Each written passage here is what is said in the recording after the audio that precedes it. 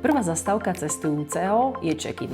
Tam cestujúci odovzdá svoje cestovné doklady na kontrolu, ak má zaplatenú takisto aj podanú batožinu a následne dostane od zamestnanca na check-ine palubnú stupenku.